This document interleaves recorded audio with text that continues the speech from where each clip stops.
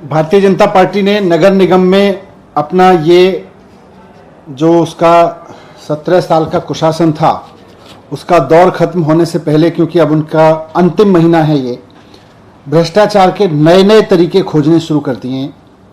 और अभी लेटेस्ट तरीका जो भारतीय जनता पार्टी ने नगर निगम को और नगर निगम के बहाने लोगों को लूटने का इजाद किया है वो है डिजिटल क्लासरूम बनाने के नाम पर धोखाधड़ी।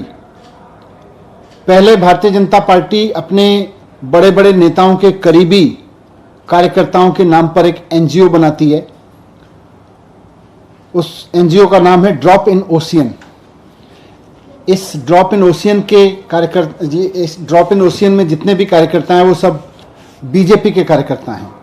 सबके सब मिलके एक एनजीओ बनाते हैं और फिर नगर निगम के सरकारी स्कूल जो नगर निगम के अधीन आते हैं, पहली से 5वीं तक के बच्चों को पढ़ाने का काम जो नगर निगम के था, उनको डिजिटलाइजेशन करने का एक प्रोजेक्ट बनाते हैं। नगर निगम के स्कूलों को डिजिटलाइज करने के प्रोजेक्ट के नाम पर भारतीय जनता पार्टी का नगर निगम अपने ही कार्यकर्ताओं के एनजीओ ड्रॉप इन ओशियन को एमओयू करता है उसके साथ में। और उस एमओयू के बाद उसमें एमओयू में कहा जाता है कि ये एनजीओ सीएसआर का पैसा लेके आएंगे और स्कूलों को डिजिटलाइज करेंगे। अब देश भर में एनजीओ से सीएसआर का पैसा लेने का कोई गलत बात नहीं है, करते रहते हैं, लेकिन ये देश में किसी भी सरकार का पहला ऐसा प्रोजेक्ट है जो एनजीओ को दिया गया कि ये एनजीओ सीएसआर का पैसा लेके आएगी और फिर नगर निगम कहता है कि हमारे अफसर सीएसआर का पैसा इस एनजीओ को दिलवाएंगे।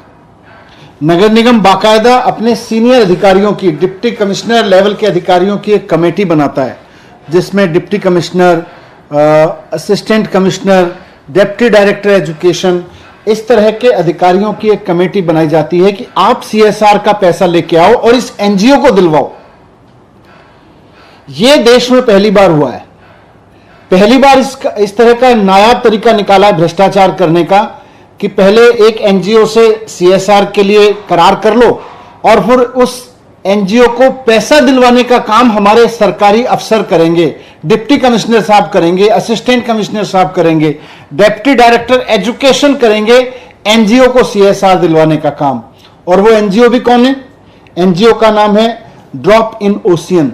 भारतीय जनता पार्टी के प्रदेश अध्यक्ष आदेश गुप्ता जी के करीबी कार्यकर्ताओं की ये टीम है जो इस एनजीओ के रूप में काम कर रही है। मैंने आज दिल्ली सरकार से, रजिस्ट्रार के यहां से इस एनजीओ का कोई अस्तित्व नहीं है, ये एनजीओ कहां क्या काम कर रहा है कुछ नहीं पता, इसकी कोई डिटेल नहीं है, कोई इस एमओयू में उसकी कोई डिटेल नहीं है कि इसने अब तक कितने महान काम किए हैं, सीएसआर से कितने महान काम किए हैं, कुछ नहीं लिखा हुआ। बस एक एमओयू साइन किया गया कि ये सीएसआर का पैसा लाएगी।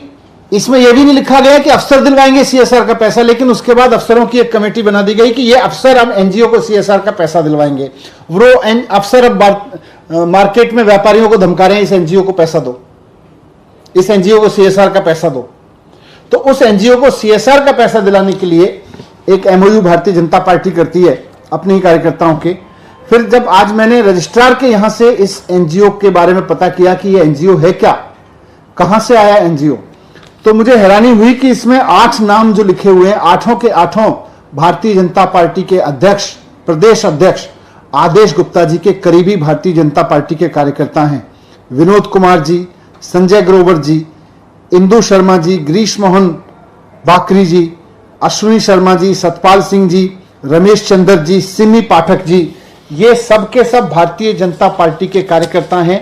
आदेश गुप्ता जी के एकदम नजदीकी, उनकी खास टीम के हिस्से हैं। और ये सब के सब के लिए एनजीओ बना के अब दिल्ली नगर निगम अपने अफसरों से उगाही करवा रहा है कि इनके एनजीओ को सीएसआर का पैसा दिया जाए, वो भी स्कूलों के स्मार्ट बोर्ड लगाने के नाम पर, वो भी कि ये सीएसआर का इनको पैसा दो। तो भारतीय जनता पार्टी को मैं कहना चाहता हूं कि अब जनता आपसे थक चुकी है। 17 साल में आपने पूरी दिल्ली को भ्रष्टाचार का कूड़ा घर बना के रख दिया है। अब बस करिए, आपके अब 17-18 दिन का शासन है, इसके बाद जल्दी से चुनाव करवाइए। नए नगर निगम का कानून आपने पास कर दिया है और जनता आपको यहां से पूरी तरह से विदा करने को तैयार है, क्योंकि जिस तरह के भ्रष्टाचार के नए नए तरीके आप इजाद कर रहे हो उससे जनता अब आजिज आ चुकी है।